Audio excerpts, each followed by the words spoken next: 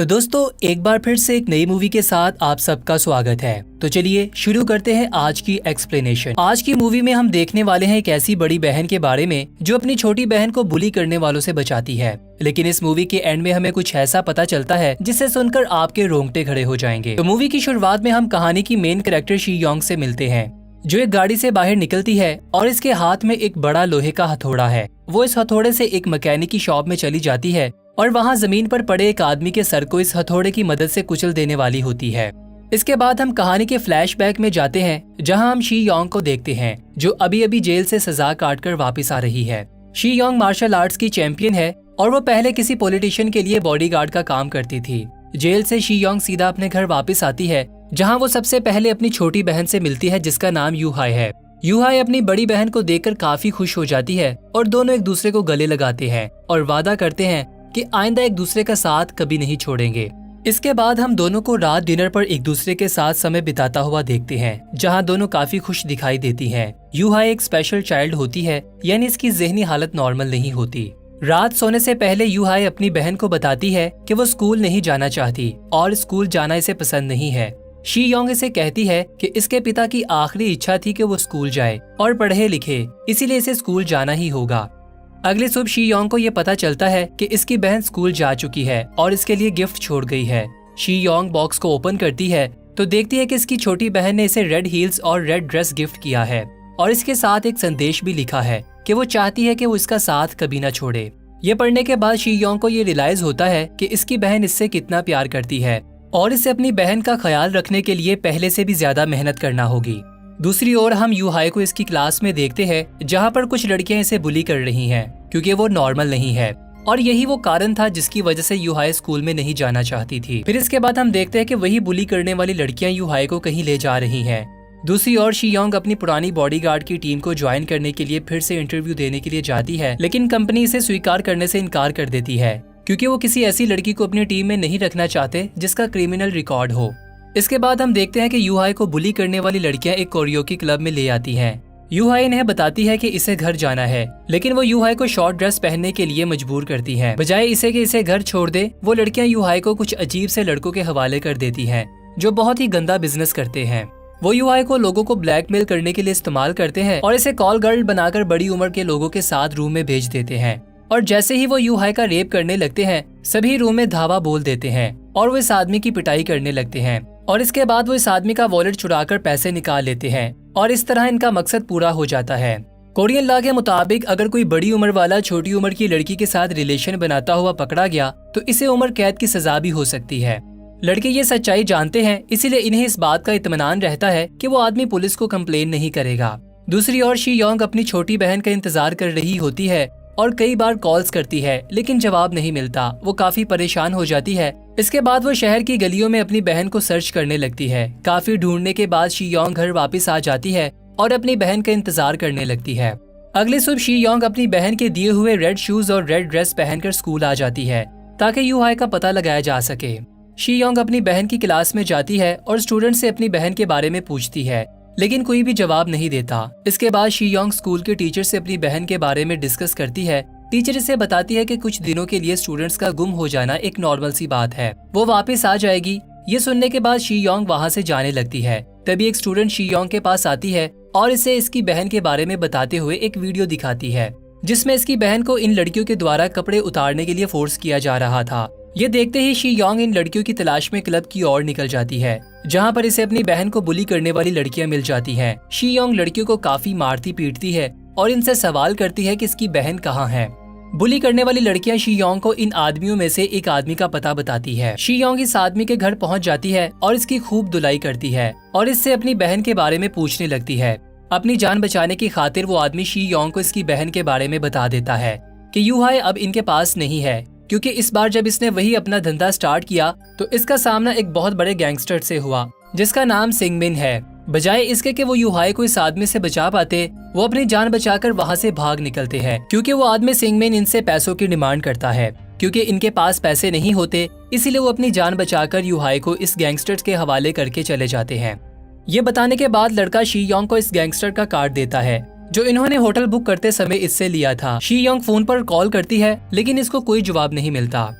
काफी ज्यादा परेशान होने के बाद शी योंग पुलिस को कॉल मिलाती है और इन्हें सारी सिचुएशन बताती है, लेकिन बजाय इसके कि पुलिस इसकी हेल्प करती, वो इसकी बात को मानने से इनकार कर देते हैं कि यूहाई किडनैप हो चुकी है। बल्कि वो शी योंग से ये कहते हैं कि तुम्हारी बहन भाग चुकी है। पुलिस के जवाब से काफी ज्यादा निराश होकर शी योंग अपनी बहन को खुद अपने दम पर ढूंढने का और उसको बचाने का फैसला कर लेती है। दूसरी ओर हम गैंगस्टर सिंगमिन को देखते हैं जो यूहाई को प्रोस्टेट की तरह इस्तेमाल करने के लिए एक आदमी को बेचने वाला है। दोनों के बीच में सौदा तय हो रहा होता है और आदमी सिंगमिन को यूहाई की कीमत भी अदा कर देता है। दूसरे कमरे में यूहाई लॉक होती है जहां गैंगस्टर की असिस्टेंट इसे जोर से स्लैप मारती है, जिससे इसकी सिस्टर का दिया हुआ रिबन जमीन पर गिर जाता है। फिर हम देखते हैं कि शी योंग अपनी बहन की तलाश में निकली है और कार्ड पर लिखे हुए सिंगमैन के एड्रेस पर पहुंच जाती है, जहां पर सिंगमैन तो नहीं मिलता लेकिन एक मजदूर मिलता है जो वहां पर रहता है। शी योंग इसे पीटती है जिससे वो मान जाता है कि सिंगमैन की गाड़ी का नंबर उसे बता दिया था। शी योंग उस वर्कर की गाड़ी और उसकी गन लेकर सिंगमैन की तलाश में निकल जाती है। दूसरी ओर हम यूहाई को देखते हैं जहां इसका सामना एक आदमी से होता है जिसने इसे पैसे अदा कर दिए थे ताकि वो यूहाई का इस्तेमाल कर सके। वो आदमी यूहाई के साथ जबरदस्ती करने लगता है और इसे ये सिखाने की कोशिश करने लगता है कि मर्द को कैसे खुश किया जाता है। यूहाई इस आदमी के प्राइवेट पार्ट को जख्मी कर देती है जिससे इसका खून बहने लगता है और ये देखकर इसकी असिस्टेंट हंसने लगती है।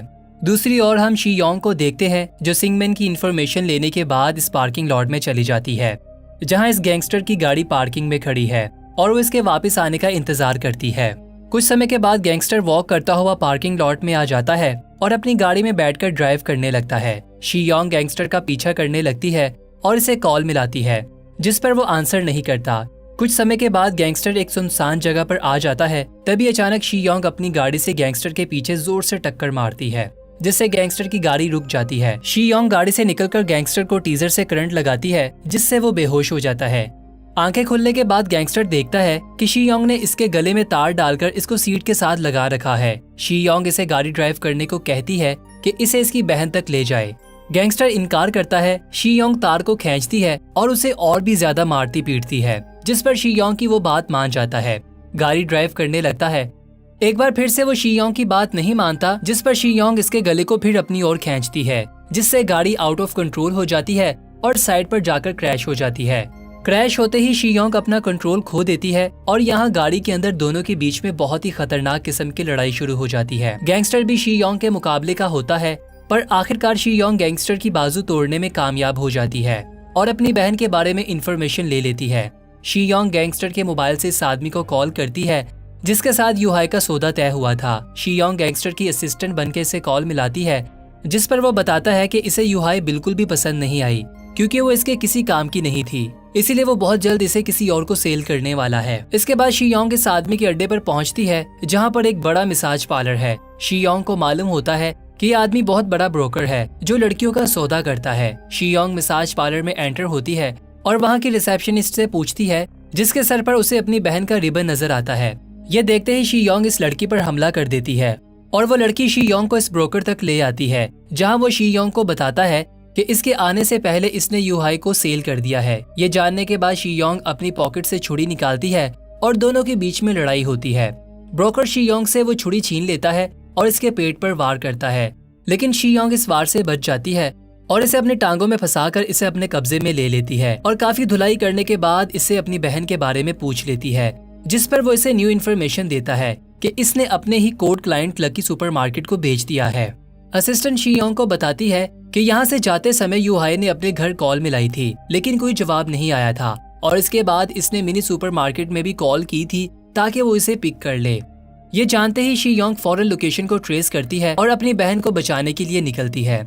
दूसरी ओर इसी समय हम यूहाई को देखते हैं जो गाड़ी में बैठी है, जिसे एक आदमी ड्राइव कर रहा है जिसका नाम सूट है। सूट एक गैस स्टेशन पर रुकता है और कुछ खाना लेने के लिए गाड़ी से उतर जाता है क्योंकि यूहाई सो रही होती है। जैसे ही सूट गाड़ी से निकलकर स्टोर में जाता है, यूहाई जो सोने का नाटक कर रही थी गाड़ी से निकल जाती है और निकलते ही लोकल बस में बैठ जाती है, लेकिन बदकिस्मती से सूट बस को रोक लेता है और यूहाई को बस से निकाल लेता है, ये कहकर कि ये इसकी बहन है जिसकी दिमागी हालत ठीक नहीं है। यूहाई इसे कहती है कि वो इसे छोड़ दे, लेकिन सूट इस पर जरा भी रहम नहीं खाता और इसे वापस अपनी गाड़ी में बिठा लेता है। दूसरी ओर हम शी योंग को देखते हैं जो सूट की तलाश में गाड़ी ड्राइव कर रही है। तभी इसे गाड़ी की डिक्की में से गैंगस्टर की आवाजें आने लगती है। शी योंग गाड़ी को रोकती है और डिक्की को ओपन करती है और गैंगस्टर से अपनी बहन के बारे में फिर से जानकारी लेने लगती है। पूछने के बाद शी योंग जोर से डिक्की का दरवाजा बंद करती है, जिससे गैंगस्टर का हाथ टूट जाता है और इसके बाद वो वापस गाड़ी में बैठकर गाड़ी की बैक साइड को सामान पर ठोकती है, जिससे गैंगस्टर जख्मी हो जाता है और वो इसमें से रेंगता हुआ बाहर निकल आता है और शी योंग इसे वहां पर अकेला छोड़कर अपनी मंजिल की ओर निकल पड़ती है। अगले सीन में हम सूट को देखते हैं, जो यूहाई को एक पॉलिटिशियन पार्क के पास ले आता है, जो सूट का बॉस है और वही यूहाई को यहाँ पर लाने का जिम्मेदार है। पार्क सूट को बताता है कि वो शी योंग से इसके किए का बदला लेना चाहता है, इसीलिए इसने इसकी बहन यूहाई को किडनैप किया है। ये जानने के बाद सूट दोनों बहनों की मदद करना चाहता है, लेकिन पार्क से काफी ज्यादा डरता है, क्योंकि पार्क एक बहुत ही ज्यादा ताकतवर पॉलिटिशियन है। दूसरी ओर हम शी योंग को देखते हैं, जो मिनी सुपरमार्केट पहुंच जाती है। तो दोस्तों, यूहाई ने कोडवर्ड में ये मैसेज देना चाहा था कि इसकी बहन मिनी सुपरमार्केट आ जाए, जो इनके घर के करीब है। यहाँ आते ही वो शॉप के ऑनर से मिलती है, जो शी योंग को गलती से सारी सच्चाई बता देता है कि इसने इसकी बहन का रेप किया था। ये जानने के बाद शी योंग की आंखों में आंसू आ जाते हैं और वह शॉप की ऑनर को बुरी तरह से पीटने लगती है और इसका हाथ मरोड़कर इसकी उंगलियां तोड़ने ही वाली होती है कि शॉप का ऑनर एक बात रिवील करता है कि वो इसकी बहन का रेप करने वाला अकेला नहीं, बल्कि इसके साथ और भी लोग इन्वॉल्व हैं, जो बारी बारी इसके साथ रेप करते थे, वो भी इस समय जब वो जेल में थी। ये जानने के बाद शी योंग बदले की आग में झुलसने लगती है और इस फोटोग्राफर की दुकान पर पहुंच जाती है, जिसने इसकी बहन का रेप किया था। शॉप पर पहुंचते ही वो अपनी बहन की तस्वीर को फ्रेम में लगा हुआ देखती है और कुछ ज्यादा एक्सप्लेन किए बगैर फोटोग्राफर की खूब धुलाई करती है और इसे काफी मारती पीटती है। इसके बाद हम कहानी के इस मोड़ पर आ जाते हैं जहाँ से फिल्म शुरू हुई थी। शी योंग अपनी गाड़ी से निकलती है और शॉपकीपर के पास आकर एक भारी भरकम हथौड़े से शॉपकीपर का हाथ तोड़ देती है। शॉपकीपर दर्द से बुरी तरह चिल्लाने लगता है और शी योंग को तीसरे आदमी के बारे में बता देता है। तीसरा आदमी और कोई नहीं बल्कि वही पॉलिटिशियन पार्क होता है, जिसकी वजह से शी योंग को जेल हुई थी और इसने इसे किडनैप कर रखा है। साथ ही शॉपकीपर ये भी बात रिवील करता है कि एक दिन पॉलिटिशियन पार्क की गाड़ी इसके शॉप में खड़ी थी, जिसके बीच बैठकर इसने इसकी बहन का रेप किया था और अगले दिन पार्क को इसकी गाड़ी में इसकी बहन का अंडरवियर भी मिल जाता है, जिस पर वो शॉपकीपर को फोन करके इससे पूछता है। शॉपकीपर इसे बताता है कि एक लड़की का है जिसका दिमागी सल्तनत ठीक नहीं है और इस दिन के बाद से पार्क इसकी बहन के साथ कई बार रेप करता रहा। ये जानने के बाद शी योंग को याद आ जाता है कि यही वो कारण था जिसकी वजह से इसकी बहन घर लेट आती थी और काफी डांटने के बावजूद वो इसे कुछ भी नहीं बताती थी। अपनी बहन के इस बिहेवियर को देखकर शी योंग ने अपनी बहन का पीछा भी किया था, जहां इसे मालूम हुआ था कि वो स्कूल के बाद एक लग्जरी कार में बैठ जाती है। शी योंग इस गाड़ी का पीछा करती है, जो इसे होटल के रूम तक ले जाती है और ये देखकर हैरान रह जाती है कि पॉलिटिशियन पार्क इसकी बहन को ड्रग्स देकर इसका रेप करने की कोशिश कर रहा होता है। ये देखकर शी योंग स्क्रू ड्राइवर की मदद से इस आदमी पर हमला कर देती है और अपनी बहन को बचाने के लिए इस आदमी पर वार करती है, जिससे इसकी आंखें जख्मी हो जाती हैं और ऐसा करने पर शी योंग को जेल हुई थी। पार्क, जो कि अपनी सारी सिचुएशन को वापस बदलने की ताकत रखता है, इसे जैसे ही मालूम होता है कि शी योंग जेल से आजाद हो चुकी है, तो इस चीज का बदला लेने के लिए वो सूट को ऑर्डर देता है कि वो शी योंग और इसकी बहन को मार दे। इसके बाद हम वापस फिल्म के प्रेजेंट टाइम में आ जाते हैं, जहाँ शी योंग सूट को कॉल करती है और इसे कौंसल मेन पार्क की लोकेशन के बारे में पूछती है। सूट, जो कि पहले ही पार्क से नफरत करता है और इससे पीछा छुड़वाना चाहता है, शी योंग को पार्क की लोकेशन सेंड कर देता है। इसके बाद शी योंग कुछ ही समय के बाद पार्क की लोकेशन पर पहुंच जाती है, जहां पर वो अपने बॉडीगार्ड्स के साथ रहता है। शी योंग बाहर खड़े बॉडीगार्ड्स को टीजर की मदद से बेहोश कर देती है और बिल्डिंग के अंदर एंटर हो जाती है और वहां पर पार्क को गन शूट करने ही वाली होती है कि पार्क के गार्ड्स वहां पर आ जाते हैं और एक एक करके शी योंग पर हमला करने लगते हैं। तो दोस्तों, यहाँ पर शी योंग अपने मार्शल आर्ट का उपयोग करते हुए इन गार्ड्स की धुलाई करने लगती है। इसी समय पार्क वहां से भाग निकलने में कामयाब हो जाता है। शी योंग सभी गार्ड्स की खूब धुलाई करने के बाद देखती है कि पार्क वहां से ड्राइव करता हुआ निकल रहा है। शी योंग इसका पीछा करती है और इसकी गाड़ी को टक्कर मार देती है, जिससे इसकी गाड़ी घूमने लगती है। दोनों बहुत तेजी से ड्राइव करते हैं। शी योंग गन की मदद से पार्क के बाजू पर फायर करने में कामयाब हो जाती है, लेकिन शी योंग की गाड़ी टकरा जाती है और जख्मी होने के बावजूद पार्क वहां से भाग निकलता है और निकलते ही सूट को कॉल करता है कि वो यूहाई को इतनी ज्यादा ड्रग्स दे दे कि इसकी जान चली जाए, और साथ ही वो सूट को अपनी प्रोटेक्शन के लिए आदमी भेजने को भी कहता है। यह सुनने के बाद सूट पार्क की मदद करने की बजाय शी योंग की मदद करता है और शी योंग को कॉल करके इसे इसकी लोकेशन बता देता है। शी योंग लोकेशन पर पहुंच जाती है, लेकिन जैसे ही वो लोकेशन पर अपनी गाड़ी पार्क करने लगती है, एक गाड़ी स्पीड में आकर इसे जोर से टक्कर मारती है। इसके बाद अगले सीन में हम पार्क और इसके आदमियों को देखते हैं, जिन्होंने सूट को रस्सियों से बांध कर रखा है, क्योंकि वो सूट की हकीकत जान जाते हैं कि वो इन दोनों बहनों की मदद करना चाहता था। पार्क सूट की गर्दन में चाकू घोंपकर इसकी जान ले लेता है और दूसरी ओर हम शी योंग को देखते हैं जो गाड़ी के वार से बच जाती है और अपने चेहरे को पानी से धो रही होती है और अपनी बहन को पार्क के चुंगल से बचाने की तैयारी करने लगती है। दूसरी ओर पार्क अपने आदमियों के साथ सूट की डेड बॉडी को दफन कर रहा होता है। तभी शी योंग गाड़ी ड्राइव करती हुई पार्क के आदमियों पर हमला कर देती है। आदमी गाड़ी को तोड़ने लगते हैं, लेकिन शी योंग गाड़ी से बाहर निकलकर इन पर शूट करती है और इस बार फिर से इन लोगों के साथ मुकाबला करती है। पार्क अपने 2 आदमियों के साथ बिल्डिंग में चला जाता है और बिल्डिंग में जाते ही शी योंग की बहन को जोर से पंच लगाता है, जिससे वो बेहोश हो जाती है और नीचे गिर जाती है। पार्क खिड़की से ये मंजर देख रहा होता है कि कैसे ये युहाई की बहन इसे बचाने की खातिर इस आदमियों से लड़ रही है। तभी अचानक एक आदमी शी योंग पर भारी पड़ने लगता है और इनमें से एक शी योंग के सर पर डंडे से वार करता है, जिससे शी योंग का सर चकराने लगता है। लेकिन खुद को संभाल कर वो फिर से बचे खुचे आदमियों का मुकाबला करती है और इन्हें मात दे देती है और जख्मी हालत में बिल्डिंग के अंदर एंटर हो जाती है, जहाँ पर वो अपनी बहन को सोफे पर पड़ा हुआ देखती है। तभी अचानक पीछे से पार्क इस पर वार कर देता है और इसे चाकू से मारने की कोशिश करता है और इसे पीटता है, जिससे वो जमीन पर गिर जाती है। पार्क चाकू को वापस उठाकर शी योंग के पेट पर वार करता है, जिससे वो बुरी तरह से घायल हो जाती है। लेकिन अपनी स्ट्रॉन्ग डिटरमाइनेशन और हौसले के कारण शी योंग वापस पार्क का मुकाबला करती है और इसे इतना पीटती है और इतने पंच लगाती है कि इसकी जान चले जाती है। इसके बाद वो अपनी बहन की ओर बढ़ती है और इसे गले लगाती है और दोनों के चेहरों पर हमें स्माइल नजर आती है।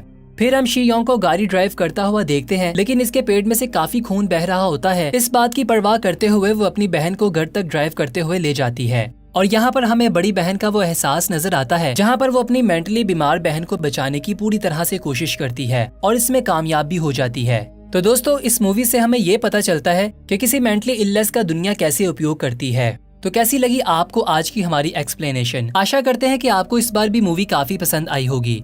आप कौन सी मूवीज की एक्सप्लेनेशन जानना चाहते हैं, हमें कमेंट बॉक्स में जरूर बताइएगा। तो मुलाकात होगी हमारी फिर से एक और अच्छी मूवी के साथ। तब तक के लिए बाय बाय।